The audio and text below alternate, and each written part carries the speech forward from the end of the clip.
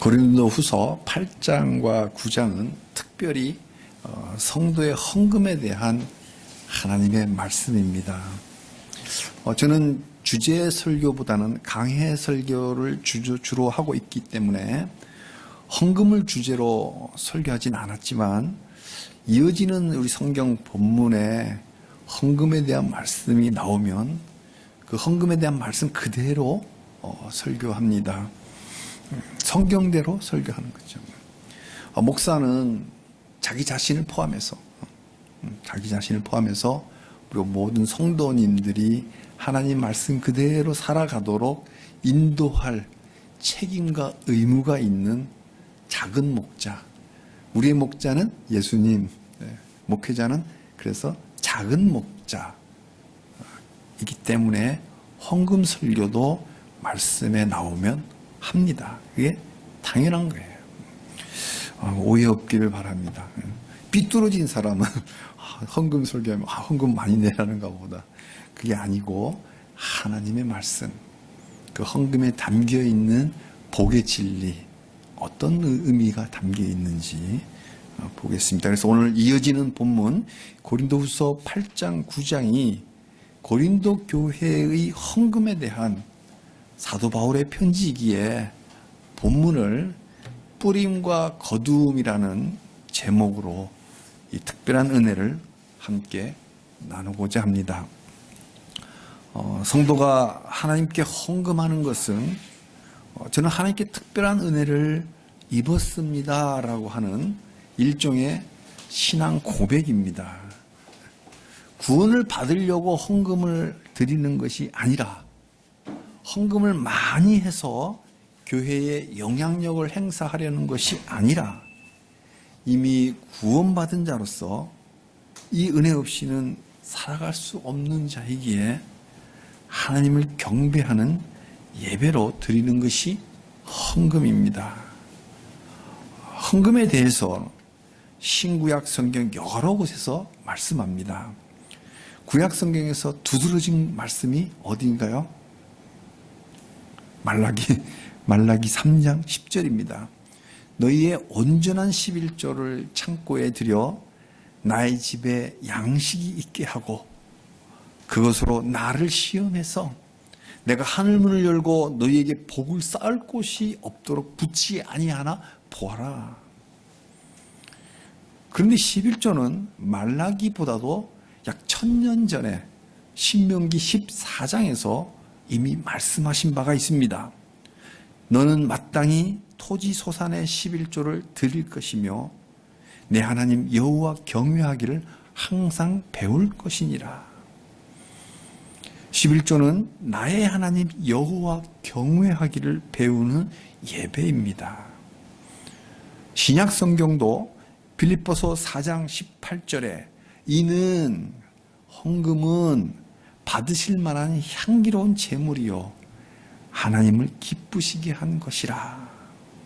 그래서 성도의 헌금은 곧 신앙 고백이자 예배입니다.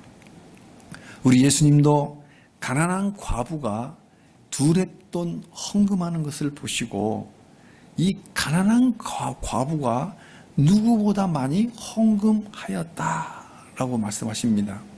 당시에 렙돈이라고 하는 것은 화폐 단위 중에 가장 작은 단위예요. 우리 옛날에는 원도 있고 전도 있었잖아요. 근데 지금 우리 전은 없잖아요. 푼도 없고 옛날에 한 푼 줍쇼 막 그랬잖아요. 옛날 화폐는. 근데 지금 우리의 화폐는 전부 원이에요. 그러니까 1원짜리야. 2렙돈 같은 우리식으로 말하면 1원짜리 동전 2개 딸랑 넣은 거예요. 근데 예수님은 이걸 보고 누구보다 가장 많이 헌금을 했다고 칭찬하셨습니다. 그러니까 이거는 양보다 질이다. 헌금은 양보다 질이다. 뭐야? 하나님 온 마음 다해 드리는 그 헌금을 하나님은 귀하게 받으시고 많이 받으십니다. 그러면 오늘 본문 고린도 교회 성도들이 보내온 헌금에 대해서 하나님은 사도 바울을 통해 무엇라고 말씀하실까요? 첫째로 헌금은 즐겁게 내라. 하나님 말씀이에요. 헌금은 즐겁게 내라. 7절을 함께 읽겠습니다. 각각 그 마음에 정한 대로 할 것이요 인색함으로나 억지로 하지 말지니 하나님은 즐겨내는 자를 사랑하시니라. 하나님은 즐겨내는 자를 사랑하시니라. 이게 거꾸로 해도 되나 모르겠어요. 하나님의 사랑을 받으려면 헌금을 즐겨내라. 이게 꼭 맞는 것만은 같지는 않지만 하나님은 즐겨내는 자를 사랑하십니다. 하나님은 즐겁게 기쁘게 드리는 자를 축복합니다. 아멘. 아멘. 밤하늘에 달빛이 밝은 것은 자기 빛이 아니라 햇빛을 반사해서 밝은 거예요. 달이 자기가 빛을 내면 달이 아니라 태양입니다. 항성이죠. 근데 자기 빛이 아니라 반사해서 낸 거예요. 그래서 달은 밤하늘에 햇빛을 드러내는 역할을 수행합니다. RNR, 달의 롤은 햇빛을 받아서 어두운 지구에 불빛 비춰주는 게 자기 역할이에요. 그럼 마찬가지로 이런 자연현상을 보면서 뭘 느껴요? 하나님의 은혜를 받은 성도라면 그 은혜를 다시 드러내야 된다. 아이들 말로는 반사라고 합니다. 요즘은 그거를 유행 쓰지 않나요? 반사. 처음에 저는 아이들이 반사하길래 무슨 말인지 몰랐는데 하나님의 은혜를 받았으면 반사해가지고 다른 사람에게 은혜를 비춰줘야 돼요. 이 은혜에 대한 반응이 헌금입니다. 은혜를 알면 헌금을 즐겁게 드릴 수 있습니다. 하나님은 처음부터 우리에게 주시기를 좋아하십니다. 그래서 어떤 하나님? 나탄의 하나님. 우리 모퉁이절교회 성도님들은 이 나탄이라는 히브리어를 꼭 알았으면 좋겠어요. 나탄의 하나님, 주시는 하나님, 주고 싶어 하시는 하나님이에요. 그래서 처음부터 언제? 창세기 1장 28절에 뭐예요? 하나님은 아담과 하와에게 복을 주셨어요. 주셨단 말이에요. 마지못해서 주신 게 아니라 누가 주라고 해서 주신 게 아니라 기꺼이 즐거이 자발적으로 복을 주셨어요. 그러니까 하나님은 우리에게 복을 주실 때 즐겁게 주셨단 말이에요. 그러니까 하나님의 백성인 우리도 하나님께 헌금할 때 즐겁게 드려야 돼요. 즐겁게. 그렇잖아요? 그래서 즐겁게 주신 하나님이 그 백성이 즐겁게 하나님께 헌금할 그 백성을 사랑하시는 건 지극히 당연한 말씀입니다. 사랑하는 성도님들, 은혜를 아십니까? 뭐 길 가다 보면 도를 아십니까? 그러잖아요. 은혜를 아십니까? 안다면 그 은혜에 감사하게 됩니다. 하지 말라고 해도 저절로. 이 감사의 외적 표현이 헌금입니다. 오늘 말씀대로 인색함이나 억지로가 아니라 즐겁게 헌금을 드리려면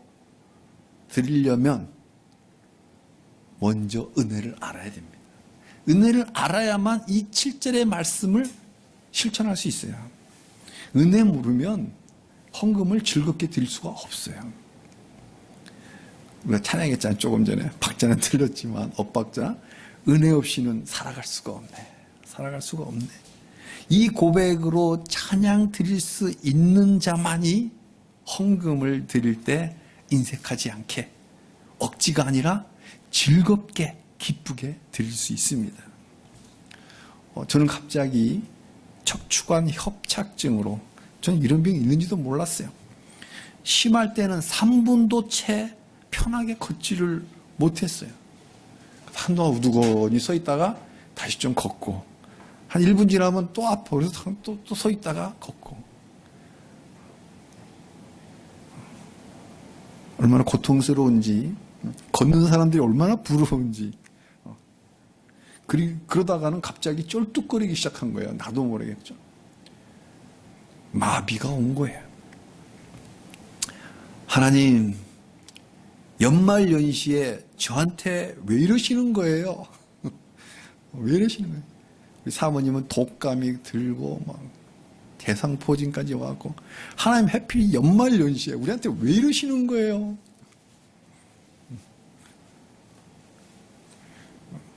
간단한 시술로 완치시켜달라고 기도했고 우리 성도님 다 우리 기도하셨잖아요. 근데 그 기도 안 들어주셨어요. 그런데 그 다음 단계로 수술을 받았고 그 결과 지금은 고통스럽게 걷던 그 길을 20분도 넘게 편안하게 즐겁게 걷고 있습니다. 일부러 막 힘들던 딱 알아요. 그 코스를. 이쯤 오면 막 아파가지고 막. 근데 아무렇지도 않게 걷는 거예요. 와, 할렐루야. 할렐루야. 찬양이 나오는 거예요. 하나님께 감사와 영광을 돌리는 거예요. 길 가다 갑자기 옆에서 보면 미친 사람이 그 속을 누가 알겠습니까? 평생토록 생각조차 해보지 못한 소원, 그 소원이 생겼던 거예요. 와, 산책 정도 할 수 있을 만큼 많이도 말고 한 20분만 날 산책할 수만 있으면 정말 좋겠다. 이런 소원이 생기는 거예요. 이런 소원은 내 평생 한 번도 생각해 본 적이 없는 생각이에요. 걷기 당연한 거지. 은혜라고 생각하지 못했습니다. 그런데 우리 척추뼈 뒤에 그 이러한 관이 하나는 이 척추관 그 한 곳에 신경만 딱 눌러도 인간은 제대로 걷지도 못하는 연약한 육체입니다. 바이러스 하나만 딱 들어오면 대상포진으로 눈도 못 떠요. 꼼짝도 못하는 그런 아주 약한 육체입니다. 그런데도 건강을 주시니까 황소도 때려잡을 만한 힘을 주니까 오만해갖고 세상을 호령하려고 그렇게 오만해갖고 쏘지도 못하는 핵미사일 만들어가지고 지구를 호령해 보려는 이런 오만이 하늘을 찌릅니다. 그래서 저는 깨달았습니다. 걷게 하시는 것도 은혜다. 근데 은혜가 아니라 크신 은혜다. 우와, 크신 은혜다. 나를 구원해 주신 만큼 크신 은혜다.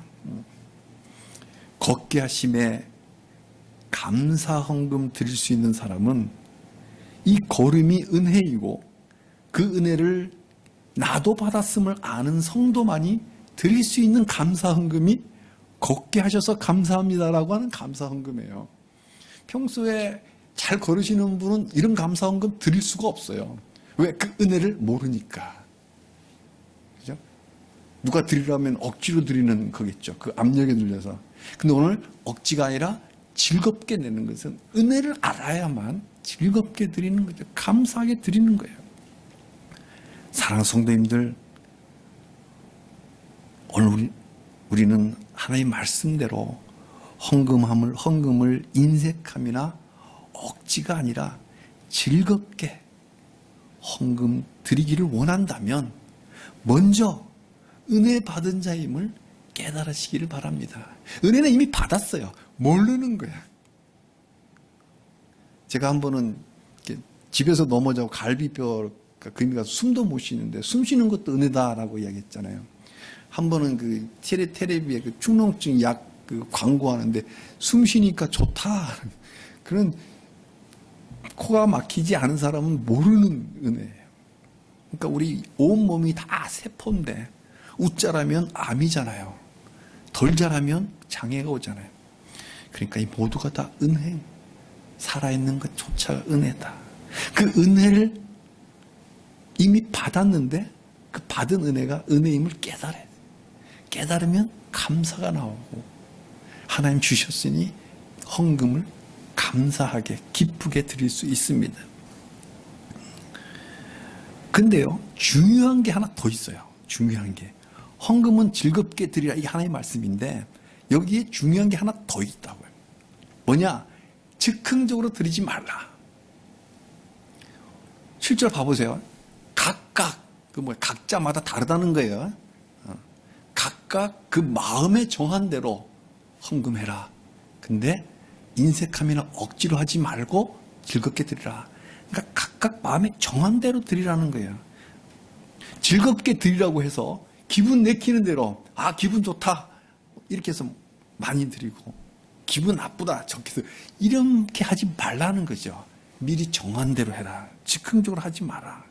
근데 오늘 본문 9장, 8장 9장이 오늘 본문인데 너무 길어서 5절부터 15절만 읽었거든요. 근데 앞에 3절에 한번 봐보세요. 3절에 뭐라고 해? 헌금은 미리 준비하라고 이야기하십니다. 그래서 사도 바울이 고린도 교회에다가 미리 준비하라. 내가 갈 때 연보를 거두지 않도록 미리 준비해놔라. 5절에도 이렇게 준비하여야 참 연보답고 억지가 아니니라 라고 말씀하십니다.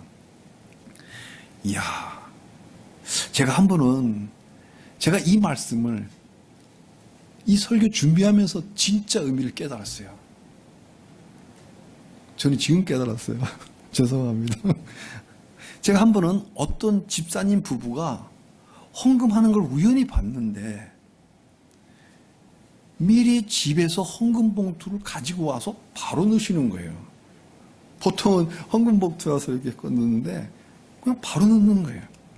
그걸 지금 이 말씀 앞에 제가 깨달은 거예요.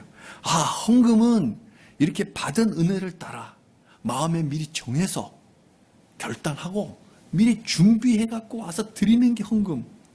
이 헌금이 억지가 아니라 즐겁게 내는 헌금이고 하나님이 기쁘시게 하는 그런 헌금이구나. 그래서 제가 이 말씀을 적용하려고. 하나님 말씀은 이적이잖아요. 이해와 적용. 이해만 끝나면 그거는 사치예요. 어플리케이션, 적용이 있어야 돼요. 적용하기 위해서 저는 우리 새해부터는 우리 헌금 봉투를 2개를 넣으려고 그럽니다. 다음 주에 드릴 헌금 봉투를 미리 가져가시라고. 왜 드린 헌금은 개수라는 과정이 있기 때문에 바로 못 가져가요. 그래서 미리 가져가시라고 하나 더 넣으려고 그래요. 그래서 집에 가져가셔가지고 주신 은혜에 따라 마음에 정해서 미리 다 준비해갖고. 저도 솔직히 고백합니다. 오다 보면 뭐 지갑에 돈이 없을 때가 있잖아요. 카드 시대니까. 그럼 막 은행에 가갖고 서둘러서 막 이렇게 분주하게 했던 것이 몇 분 있었어요. 이 마음 회개가 되는 거예요. 미리 준비해서 가져와라. 그것이 온전하게 드린 것이다. 옛날 제사시대 때는 어린 양을 미리 준비해서 그것도 가장 좋은 어린 양을 끌고 선택할 때, 그 선택할 때 갈등이 있지 않겠어요? 흠 있는 양 드리면 근데 가장 최고 베스트의 양을 골라서 끌고 오잖아요. 마찬가지로 지금 이 시대에 헌금도 미리 준비했어. 근데 억지가 아니라, 그러니까 은혜를 알아야 되니까. 주신 은혜를 따라서 2랩돈을 가장 크게 해요. 1원짜리 2장, 2개 딸랑 던진 그 과부의 헌금을 하나님은 가장 많이 냈다. 그러셨잖아요.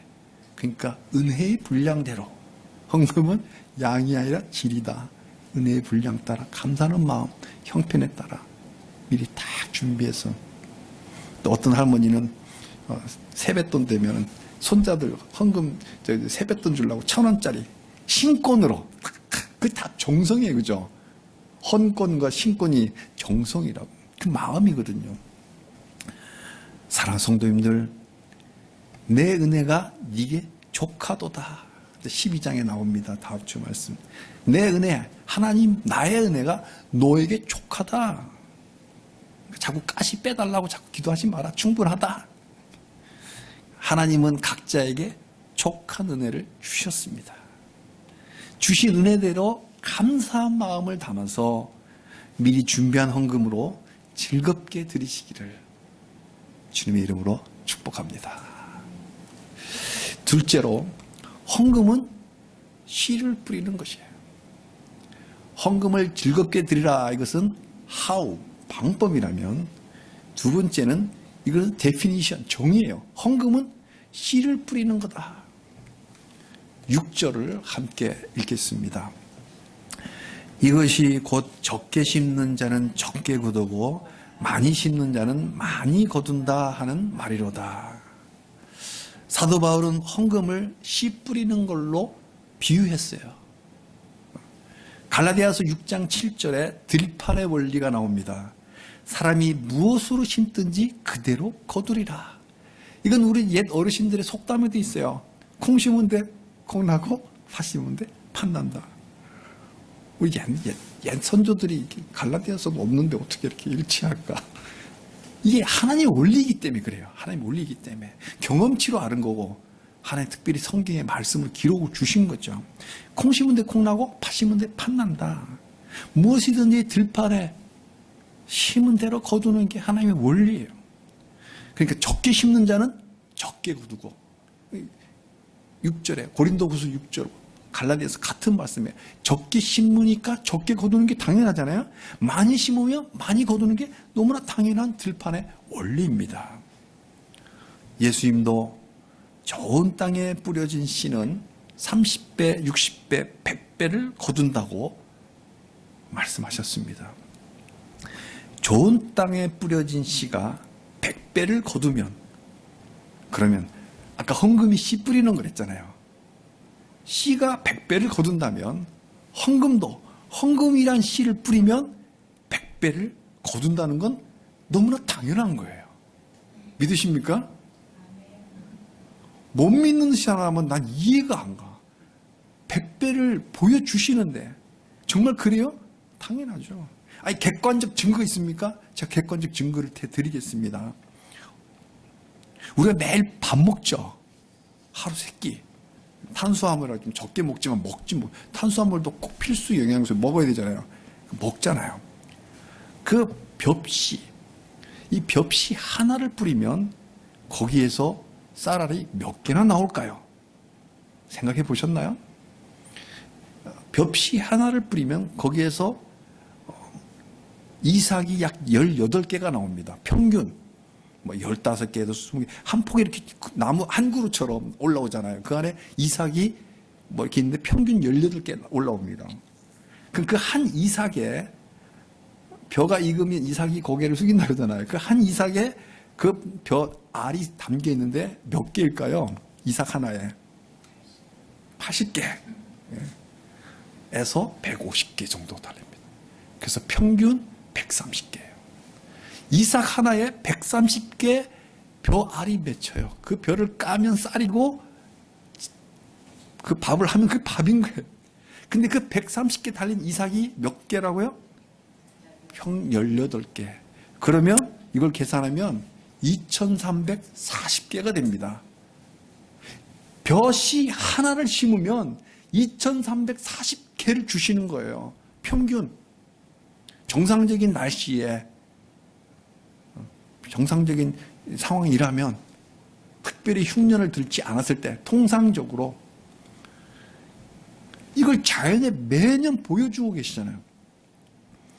하나님, 우리가 매일 하루 세 끼 밥 먹는 그 밥을 통해서 벽시 하나에 무려 2340개를 주시는 그것을 계속 하나님이 증명하고 계시는데도 왜 사람들은 씨를 뿌리면 30배, 60배, 100배를 주신다는 말씀을 믿지 못하는 걸까요?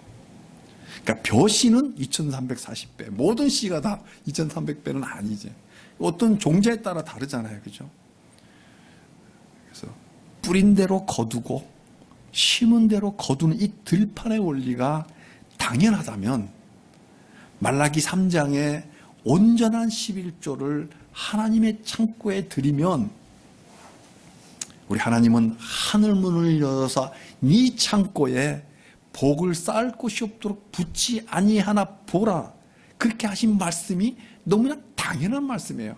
얼마나 하나님 자신이 있었으면 나를 한번 테스트해봐라. 그렇게 하나님이 모든 우주를 창조하신 거예요. 그리고 실증이 있잖아요. 실증이. 쌀 하나가 2340개. 그리고 이 헌금은 씨 뿌리는 거다. 적게 심는 자 적게 거둔다. 이렇게 사도 바울이 지금 헌금 이야기하면서 저 비유를 말씀하신 거예요. 하나님은 씨 뿌리는 농부에게 왜 100배, 1000배, 2340배를 주셨을까요? 1차로 다음 해에 종자를 뿌리라고 종자를 주신 거예요. 종자 주셔야 되잖아요. 두 번째, 가족들 먹고 살아야 되잖아요. 식량으로 주십니다.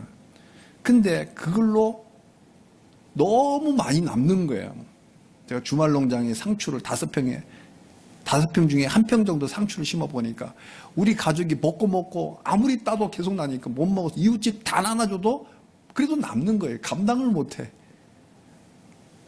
그러니까 잉여의 많은 작물을 주시는 게 남아있어요. 그것은 그 넘치도록 주시는 식량은 다 농사짓나? 그렇지 않잖아요. 농사짓지 않는 국민들에게 공급하라고 그렇게 많이 주신 거예요. 헌금도 마찬가지입니다. 8절을 함께 읽겠습니다. 하나님이 능히 모든 은혜를 너희에게 넘치게 하시나니 이는 너희로 모든 일에 항상 모든 것이 넉넉하여 모든 착한 일을 넘치게 하려 하심이라. 헌금은 씨 뿌리는 건데 벽씨 뿌리면 평균 2340배를 거두고 각종 씨의 종자에 따라서 30배, 60배, 100배를 거두듯이 헌금이라는 씨를 뿌리면 동일하게 넘치도록 주신다. 어떤 자매님이 100배 받을 거예요. 저한테 그랬어요. 나 하나님께 100배 받을 거예요. 아니 100배가 아니라 2340배도 주신다니까. 근데 이렇게 주시는 이유가 있어요. 그 이유가 뭐예요? 1차로 농부에겐 종자로 쓰라고 하듯이, 그리고 가족들 식량을 하라고 하듯이 1차로 그 헌금자의 필요를 채우라고 주시는 거예요. 그리고 넘치도록 주신다고 그랬잖아요. 그건 뭐냐면 헌금자의 그 모든 육체적 모든 필요들을 채우고도 남는 그것들은 선한 일에, 착한 일이라고 번역되어 있는 이 선한 일에 넘치도록 공급하라고 주시는 거예요. 이 말씀은 기복신앙으로 오해하지 마시기 바랍니다. 많이 심는 자는 많이 거둡니까? 그잖아요. 많이 심는 자는 많이 거둔다고 했으니까 헌금 많이 해서 복 많이 받아 나 혼자 잘 먹고 잘 살겠다고 하면 이건 기복신앙이에요. 근데요, 그렇게 자기 혼자 기복신앙 가진다 해서 하나님 그렇게 주시지 않아요. 그럼 하나님 말씀 어긴 거네요? 아니에요. 이 가난한 과부의 2렙돈 1원짜리 2개 딸랑 던진 걸, 이 아주 작은 헌금을 우리 예수님은 가장 많이 헌금 드렸다라고 하셨잖아요. 그러니까 기복신앙으로 계산한 그 헌금은 하나님이 받지 않으시니까 실은 하나도 심지 않은 것이고, 하나도 심지 않았으니 하나도 거두지 못하는 거예요. 기복신앙으로 드린 그 헌금은 하나님 선하게 사용하시겠지만 되돌아오지 않습니다. 하늘의 복이 내려오지 않아요. 8절은 분명히 말씀합니다. 너 혼자만 움켜쥐라고 넘치게 주는 게 아니라 필요를 채워주고, 그리고 그 남는 것들은 착한 일, 선한 일에 넘치게 하라고 주신 거예요. 사랑하는 성도님들, 우리도 온전한 11조라는 씨를 좋은 밭인 하나님 나라에 뿌려서 모든 필요에도 넉넉하게 받으시고, 또 모든 은혜를 쌓을 곳이 없도록 넘치도록 받으셔서 선한 청지기로 나그네 인생길을 살아가시기를 주님의 이름으로 축복합니다. 셋째로, 헌금은 하나님 나라를 세워가는데 쓰임받습니다. 하나님께 드려진 헌금은 크게 3가지로 사용됩니다.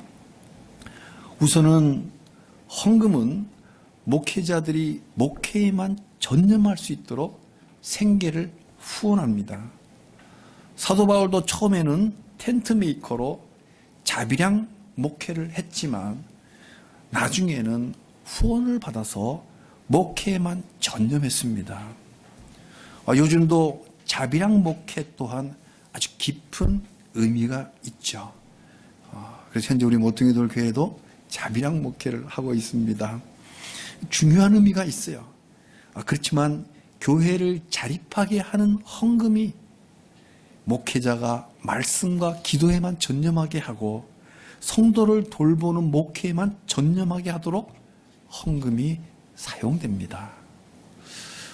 그리고 헌금은 가난한 성도들의 필요를 공급합니다. 교회가 어려운 성도를 실제적으로 돌보면 성도의 교제가 보다 강화되고 강하게 포밍 됩니다. 이 성도의 교제가 말로만의 교제가 아니라 형제 자매가 아니라 실질적인 피를 나눈 형제 자매보다 더 강한 결속력을 갖게 됩니다. 왜? 물질 가는 곳에 마음이 간다고. 그잖아요.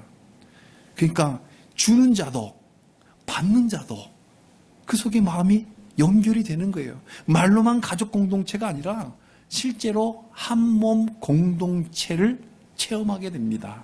이 헌금을 통해서 이 헌금이 어려운 성도들에게 공급되어져 흘러가게 되잖아요.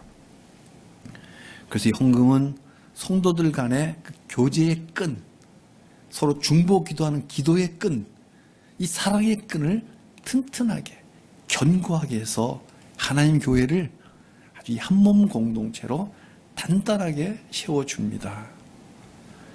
그리고 또 헌금은 전도에 사용됩니다. 선교 헌금에 사용되죠. 왜?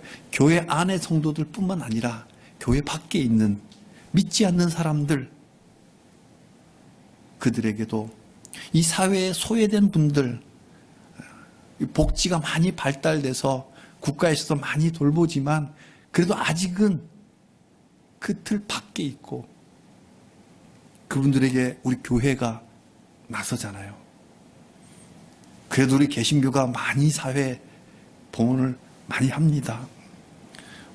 그분들에게 하나님의 이름으로 하나님이 공급될 때 어떤 목사님, 바퍼 목사님도 있잖아요. 바퍼 목사님. 노숙인들에게 밥 받으면서 고맙습니다 할 거 아니에요. 말은 안 하더라도 속은 고마워 할 거 아니에요. 그런데 당신이 준 게 아니고 당신 뒤에 하나님이 주시는구나 이거 안단 말이에요. 그러니까 그분들이 어떻게 해요? 하나님 고맙습니다.